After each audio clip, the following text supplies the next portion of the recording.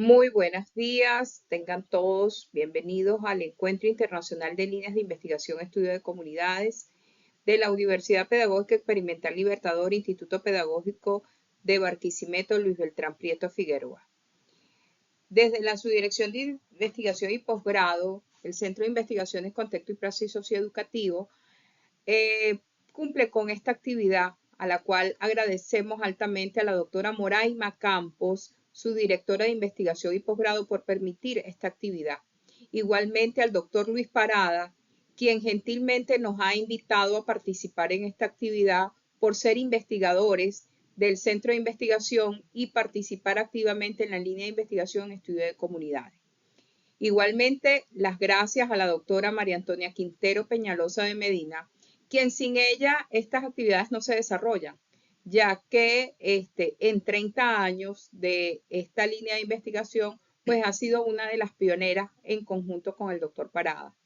Queremos agradecer pues también la participación de estos estudiantes que hoy se encuentran allí en estas aulas de clase, participando activamente y motivados a gestionar el conocimiento de lo que es la investigación. Quiero también en este momento pues pedir oraciones y plegarias por el fallecimiento de nuestro Santo Padre, quien pues el lunes santo, el lunes de resurrección, pues ha fallecido y debemos también como buenos cristianos pues dar la plegaria para su santo descanso. En aras de ello, continuamos con lo que es mi disertación, que la voy a hacer en forma conjunta con el doctor Nuno Miguel Rodríguez Tavares. Hemos hecho una integración de esta actividad para esta ponencia, por cuanto vamos a utilizar la técnica socrática de la pregunta y la respuesta para poder llevar de una forma didáctica y sistémica lo que es el proceso de la investigación comunitaria. Y lo hemos hecho en una versión de historia, arte y filosofía por nuestras competencias y nuestros estudios que estamos llevando a cabo para enseñar a estudiantes de diferentes aulas, tanto el habla hispana como el habla portuguesa y 27 lenguas distintas en la enseñanza de la historia y la filosofía. Amar el arte con la historia y la filosofía. Bueno, muchísimas gracias, doctora Tanimar Medina Quintero, por la invitación. En primer lugar, pues fue la persona que hizo el contacto directo para que yo me sumara a esta noble actividad. Y asimismo, agradecerle por la misma invitación a la profesora doctora Moraima Campos, al doctor Luis Paradas y, por supuesto, a la profesora doctora María Antonia Quintero Peñalosa de Medina, quien realmente, como bien lo señaló la doctora Tanimar Medina Quintero, ha sido una pionera en este tipo de actividades y en las cuales he tenido la oportunidad de, en fin, simbólicamente también participar en algunas de esas actividades. Pues muchísimas gracias por la oportunidad. Mi nombre es Nuno Tavares. Soy venezolano, pero soy un venezolano de la diáspora. Estoy en Portugal, bueno, desde 1989. Soy licenciado en filosofía, soy maestro en arqueología y en antropología y doctor en historia contemporánea. Soy también, he tenido también alguna actividad internacional, designadamente con los Estados Unidos, y en ese ámbito de cooperación internacional he sido recientemente agraciado con un doctorado honoris causa en comunicación estratégica y relaciones públicas. Bueno, este tema es un tema que, bueno, es apasionante. Me han dado un periodo de tiempo para hablar, pero realmente tenemos que empezar por algún lado y dado naturalmente la amplitud de lo que tenemos hoy aquí para hablar, pues mejor será eh, seguir aquí un guión que, en fin, la doctora Tariman ha hecho realmente a lo largo de la noche pasada para que realmente hoy pudiéramos estar aquí en esta agradable charla. Muchas gracias. Bien, doctor. Partiendo del tema que hemos seleccionado para esta actividad, quisiera que pudiésemos disgregar lo que son las raíces y voces de la investigación comunitaria. ¿Cómo la historia y la cultura dan forma a la identidad de una comunidad? Bueno, la historia es realmente lo que tenemos de más elemental en la identidad de lo que somos. Pues nadie puede cambiar el pasado. El pasado nos pertenece por herencia, pero el pasado ha sido desarrollado, ha sido naturalmente impulsado por nuestros ancestros. Ellos se encuentran establecidos en un espacio, en un tiempo determinado y subordinados a un determinado tipo de aspectos de ámbito cultural, ideológico, religioso, político, económico, social. Y por tanto todas esas realidades confluyen en una misma unidad, componiendo aquello que efectivamente es la realidad histórica de un pueblo. Entonces, si hablamos de la realidad histórica de un pueblo, ¿cómo podemos hacer la historia viva de la comunidad?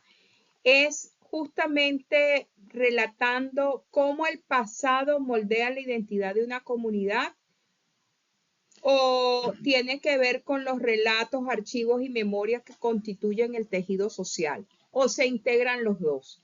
Bueno, esta es una pregunta realmente interesante y normalmente todos los historiadores a ella confluyen. Una vez que efectivamente la historia de una comunidad es una realidad que desde el punto de vista antropológico es más rica. ¿Y es más rica por qué? Porque considerando que se trata de un microcosmos, la confluencia de información objetivada sobre esa realidad vivencial, esa realidad social vivencial, es realmente muy peculiar. Para un historiador, el estudio de las comunidades es realmente un reto importante y esencial para que realmente nosotros podamos comprender mejor aquello que verdaderamente nosotros somos. Es que historia no es solamente aquello que nos viene de la tradición, no son solamente los documentos que uno encuentra en los archivos. La historia es también la narrativa que las personas que habitan una determinada espacialidad, que en fin se encuentran subordinados a determinados preceptos de orden mental, pues naturalmente actúan y naturalmente perpetúan para la memoria colectiva aquello que efectivamente son sus matices identitarios. Por tanto, es algo que da trabajo, no es fácil y bueno, y impone también de la parte del analista una cierta celeridad, dado que dependiendo del tema, del objeto de estudio que estemos analizando, pues por veces se nos pierden elementos importantes cuando fallece una persona de un poblado, de una comunidad, que naturalmente por la importancia que tuvo, por su edad, tiene naturalmente informaciones muy interesantes que nos pueden naturalmente ayudar a comprender de forma más profundizada aquello que realmente son aquellos agrupamientos sociales. Doctor, entonces podemos decir que dentro de lo que es la historia, marcar el hito de la historia, escribir la historia de una comunidad, de un sector, de un determinado momento, nos lleva a tener utilizar el método científico? Seguramente que sí.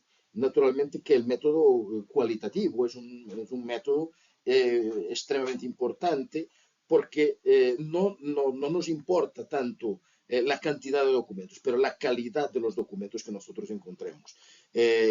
La calidad está precisamente en la dinámica de la información que se obtiene.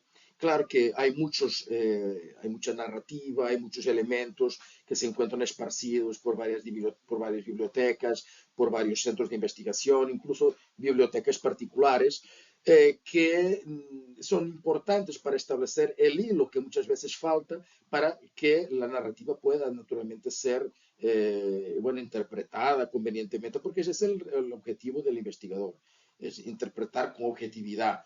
Establecer aquí una narrativa que pueda de alguna manera aunque hipotéticamente, porque la historia no es algo que se cierre, es algo que se construye constitutivamente y la verdad histórica tiene un valor transitorio porque efectivamente se puede transformar siempre que otros elementos, siempre que otras variables puedan introducirse y por tanto esta visión analítica de los documentos es extremadamente importante porque es al mismo tiempo también una narrativa fiel. Los que lo narran con una intencionalidad. La intencionalidad es la perpetuación de esa memoria que obviamente se cruza, se matiza con otros elementos, con otras variables que hay naturalmente que identificar y controlar para que efectivamente no se nos escape de la mano. Ok, doctor, pero cuando estamos haciendo este trabajo, ¿pudiésemos utilizar los paradigmas que habitualmente se utilizan en la investigación científica? ¿La investigación comunitaria es investigación científica? ¿Es un método? ¿Es qué? Efectivamente, es un método, naturalmente como cualquier otro método de investigación. Así como yo me meto, así como cualquier investigador se mete dentro de una biblioteca, de un archivo, naturalmente también el campo, el mundo, es un libro abierto, como decía René Descartes, observar el mundo, el gran libro de la naturaleza. Pues naturalmente todas las informaciones están a nuestro alrededor. Sencillamente muchas veces no tenemos la sensibilidad para identificar efectivamente lo que está a nuestro alrededor. Es necesario muchas veces un elemento, en fin, un elemento primordial para que realmente podamos tocar puertas diferentes y entonces hacer ese cruce de datos. La historia funciona con cruce de datos y naturalmente, pero obviamente ese cruce de datos solamente tiene fundamento si es naturalmente consubstanciada con o narrativas, y hay que identificar efectivamente las fuentes, aunque ellas se deban mantener anónimas, pero también hay que narrar, hay que identificar las fuentes de dónde se saca esa información, porque naturalmente la investigación no es estanque, la investigación se proyecta para la comunidad científica y naturalmente es un deber, es una dialéctica permanente. Y por tanto, la historia es eso, tiene la particularidad de nunca estar terminada. Podemos tener la percepción de que hemos llegado a una verdad definitiva, pero la historia no es una verdad definitiva. Es una realidad que se construye todos los días y yo normalmente digo a mis alumnos que la historia es un poco como la verdad, o sea, es una abstracción. Es como si estuviéramos en un cruce, ¿no? Y se da un accidente en ese cruce.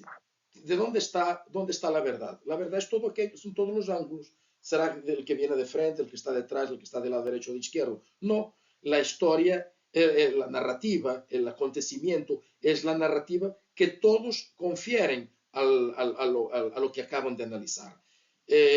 Bueno, entonces se hace realmente una, eh, una, una una reunión de información y se hace una interpretación a partir naturalmente de los más diversos métodos, porque en historia todos los métodos son viables. Lo importante es que se revele lo más posible la esencia de lo que se considera como verdad. Pero la verdad no está terminada porque imaginemos que en aquel momento no tenemos más información. La verdad es aquella. La verdad se mantiene mientras los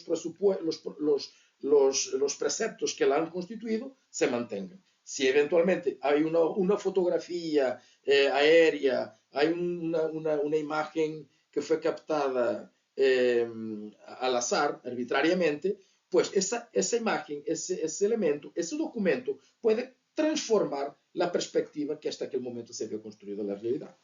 Ok, cuando hablamos de esto, hablamos de historia, entonces también y hablamos de fotografías, podemos hablar de pinturas, podemos hablar de mapas, podemos hablar hasta de un cuento que se encuentra en la comunidad.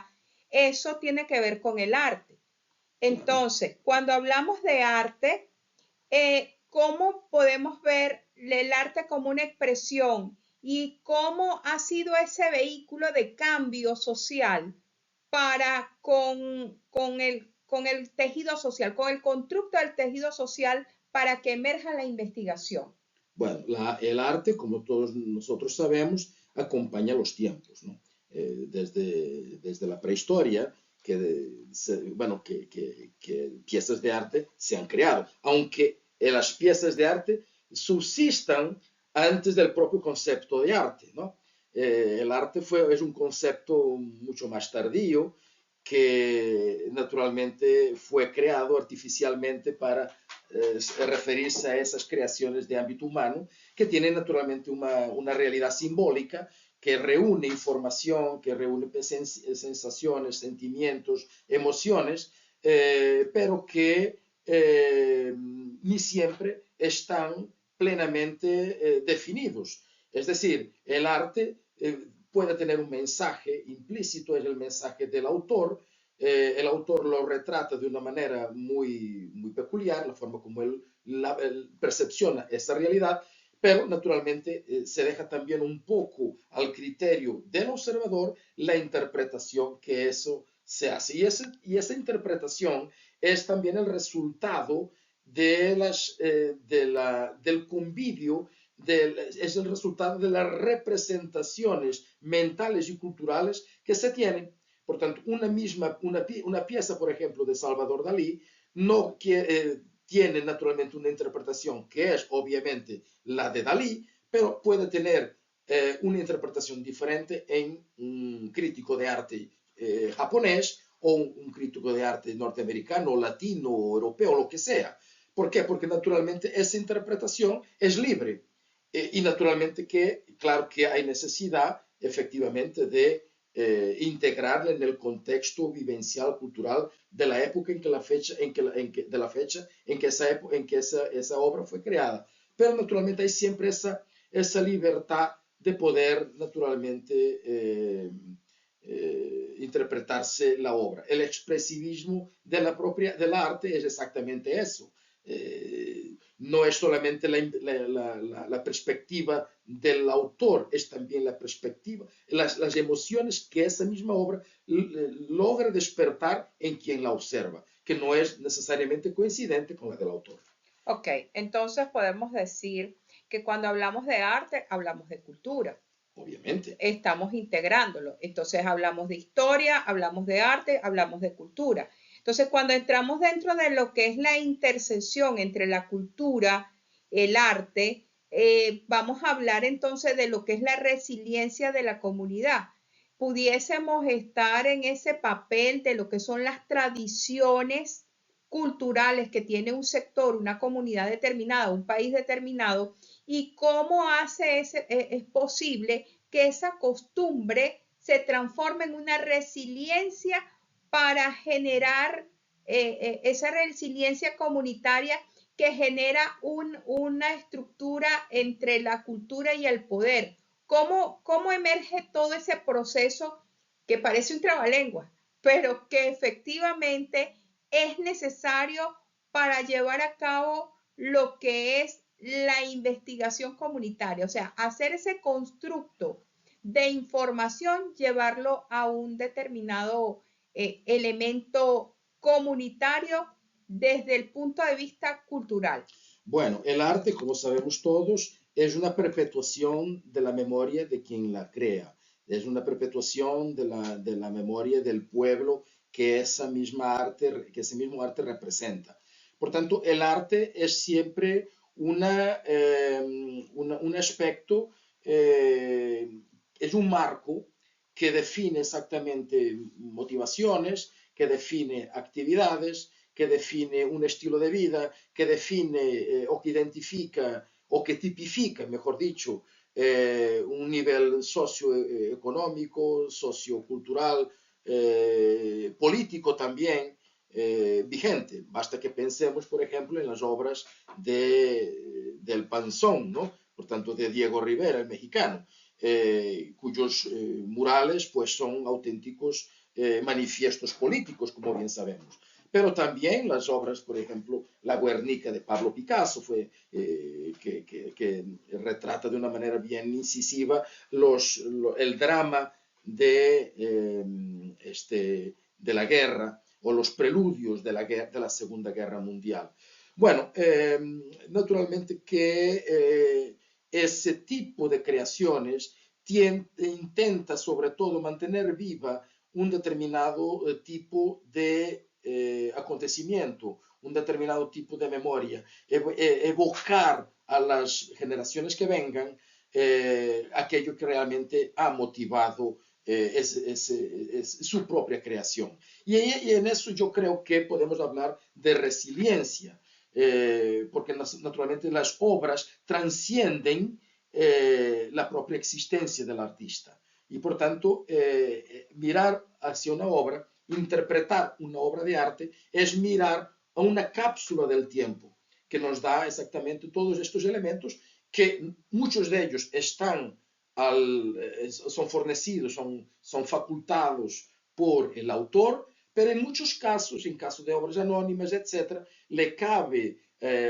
al analista de arte, cabe al crítico de arte hacer esa reconstrucción.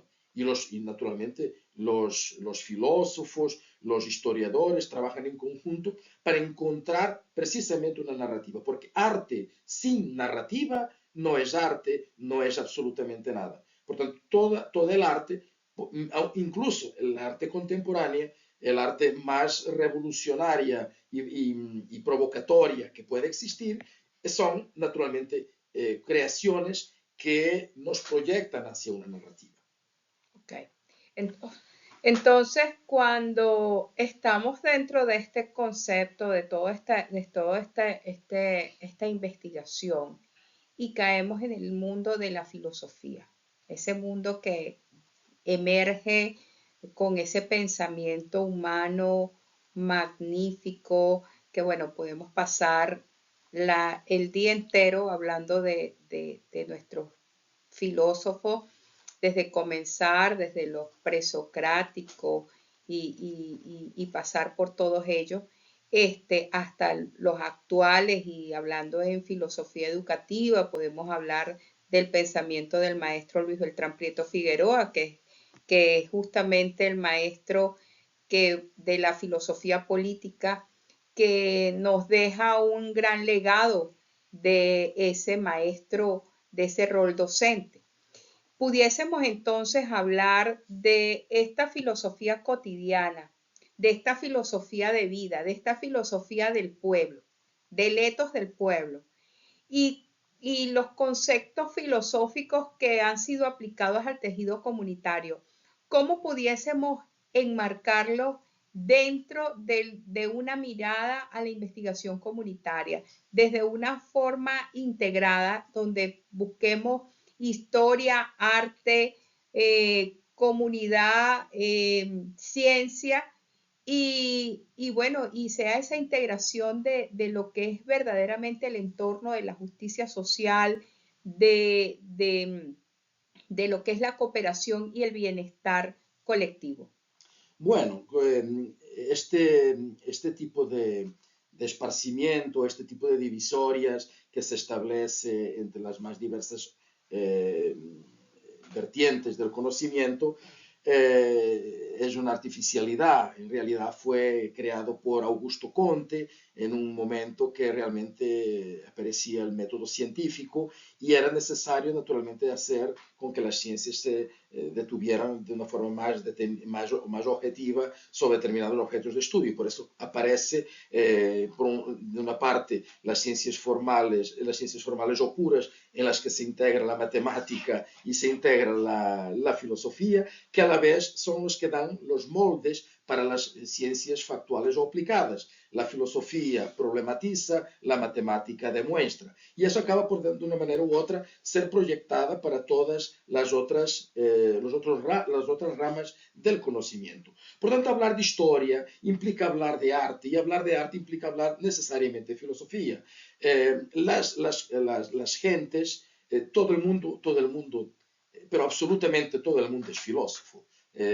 Naturalmente que hay los filósofos más sistemáticos, hay los filósofos más profesionales que otros, pero de una manera u otra todos nosotros nos interrogamos acerca de quiénes somos, de dónde vinimos, para dónde vamos, porque aquí estamos. Podremos nunca encontrar efectivamente ningún tipo de respuesta para esa realidad, pero efectivamente si alguna misión tenemos en nosotros en todo esto, es efectivamente dejar la marca de lo que realmente nosotros somos y de lo que nosotros representamos. Y es exactamente eso lo que hace el pueblo.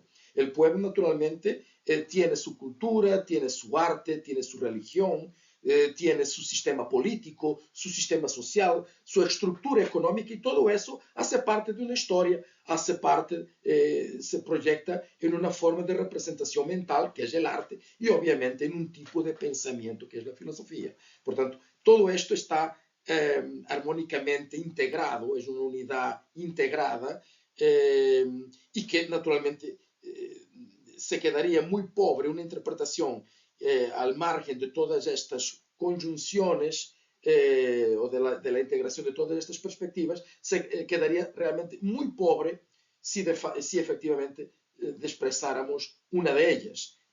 No solamente también la historia, el arte y la filosofía, sino también todas las otras ciencias, decir, incluso la medicina, ¿no? que hace parte también, y el derecho, el sistema jurídico, que define efectivamente la estructura de una sociedad y la formación de una sociedad, y el modo político de hacer, naturalmente, de hacer política, obviamente. Por tanto, que no es igual en todo lado. De hacer justicia. De hacer justicia, obviamente, que naturalmente son conceptos que evolucionan a lo largo del tiempo y que se van ajustando a las demandas cada vez más exigentes de la complejificación cada vez más intensa de las necesidades humanas, y más aún en época donde nosotros, en fin, prácticamente dependemos de los medios informáticos y de inteligencia artificial que hoy se encuentran a nuestra disposición, y que debemos tener naturalmente la capacidad de utilizarlos para naturalmente profundizar todos estos aspectos, para que realmente podamos tener una visión cada vez más aproximada de la verdad, sin que esa verdad alguna vez se pueda revelar. Entonces, a forma de conclusión, pudiésemos decir que la investigación para el futuro tiene como una herramienta principal la investigación comunitaria, que la investigación comunitaria puede continuar emergiendo ese propio conocimiento, esa propia filosofía, ese propio ethos comunitario, esa propia raíces, las raíces y voces que emergen todos los días de ese sentir del pueblo, es investigación. ¿Cuál es el método? ¿Cuál es la motivación que pudiésemos darle hoy a estos jóvenes, a estos estudiantes que están aquí presentes y que quieren hacer investigación, porque nacieron para ser investigadores, porque son profesores, son maestros, maestros de maestros? Entonces, ¿cómo hacer para que estos estudiantes puedan continuar proyectando ese hacer, invitarlos a ese hacer? ¿Cuál es el método que debemos invitarlos a hacer? ¿Cuál es la fórmula?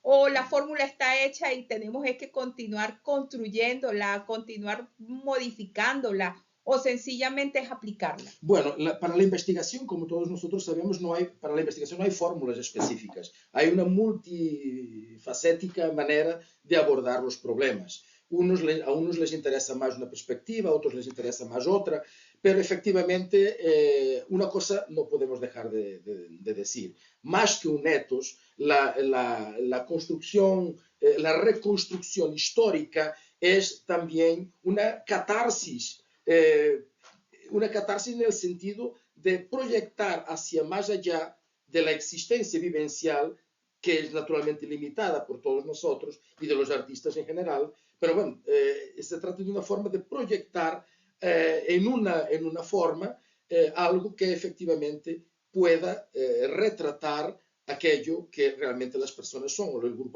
el agrupamiento es. Y entiéndase que eso no se agota exclusivamente en piezas de madera o en barro o en vidrio o en metal. No, son también danzas, son cantares, son también tatuajes, todas esas cosas, escarificaciones, y vamos por ejemplo para... Son también los decires, los Son también los refranes. decires, efectivamente. Sí, eso Claro. sin duda ninguna. Pero, por ejemplo, si vamos para algunos países, para algunas regiones del Pacífico Sur, vamos a ver que hay sociedades entre los trobriandeses de Melanesia que naturalmente tienen una forma naturalmente de estar, los ritos de iniciación social y obligan a determinados tipos de acción social. Y eso también es historia, es también naturalmente arte, porque ellos, por ejemplo, en algunos pueblos, en algunas regiones del globo, ellos tienen un proceso que es la escarificación, o sea, ellos con una lámina de sílex o una simple lámina de metal, hacen unas incisiones en las espaldas, por ejemplo, de los muchachos, y ellos solamente, es extremadamente doloroso, pero es un rito de pasaje, es la forma iniciática de permitir que los muchachos de aquellas comunidades puedan integrar los agrupamientos de los mayores, de los adultos, que puedan tener derecho a tener una novia, a constituir su propia familia y mostrar a través del dolor su propia valentía. Pero eso también tiene que ver con la circuncisión que hacen, todo eso, que hacen en el África, sin duda ninguna. Y la que le hacen a las mujeres, que efectivamente justamente ya se ha logrado erradicar de algunos países, pero hay claro, otros que pero son eso es muy difícil porque culturas muy primitivas. Claro, pero eso se encuentra, la dificultad está en erradicar de la memoria colectiva algo que está sedimentado hace miles de años y siempre se ha hecho así. Si se pregunta a esas gentes por qué lo hacen, ellos van a responder de la misma manera, independientemente del pueblo, porque siempre así fue. Y entonces es así. Eso es historia, hay que entender más que juzgar, hay que comprender. Naturalmente que hoy vivimos en una sociedad orientada para la llamada calidad de vida. La calidad de vida no quiere decir que nosotros tengamos que ser saludables. No, la calidad de vida no tiene nada que ver con la salud física. Nosotros podemos tener calidad de vida estando enfermos. La calidad de vida es no tener dolor. Y es exactamente lo que hoy contrasta con nuestros valores, precisamente porque ese tipo de prácticas son extremadamente dolorosas, pero hacen parte de sus tradiciones. Ellos no se revenden de otra manera. Aquí, por ejemplo, en Portugal, hace unos 2 o 3 años, una mujer de Nigeria fue condenada precisamente porque practicó actos de escisión del clítoris de su propia hija en territorio nacional. Claro que eso realmente fue un escándalo, le quitaron la niña, etc. Pero hay que comprender por qué las personas hacen eso. No, ellas lo hacen porque esa es su condición. Así como la condición de un depredador es cazar a su presa, la condición de los pueblos es seguir ciegamente a sus culturas. Bueno, muchas gracias. De verdad que un tema enriquecedor que, bueno, raíces y voces es para continuar, para emerger un constructo de la investigación, acción comunitaria, que es lo que quisimos proponer y dar a conocer a ustedes como estudiantes y agradecidas con la línea de investigación, con el Centro de Investigaciones, quienes hacen un trabajo encomiable, invaluable, que, bueno, lo estamos llevando por el mundo, porque nuestras investigaciones están siendo ya a partir de ahora a través de la Fundación Foundation Mother Carmen Elena Rendiles Martínez, FONCAREN, estamos comenzando a divulgar todas estas actividades y atención a todo aquel inmigrante que se encuentra en una situación de querer aprender, de querer estudiar, de querer formarse, de no haber cumplido su meta en su país, pues Foncaren comienza y abre sus puertas para dar atención y comenzar ese trabajo de las raíces y voces de todo aquel que quiere aprender, que quiere ser escuchado y que quiere realmente que esas raíces pues planten y peguen en cualquier parte del mundo. Muchas gracias, feliz día. Buenas noches, muchas gracias. Ha sido un agrado muy grande haber compartido aquí con ustedes estas breves reflexiones y bueno, habrá oportunidad de, en fin, brevemente volver a reflexionar sobre estos temas y otros más. Muchas gracias.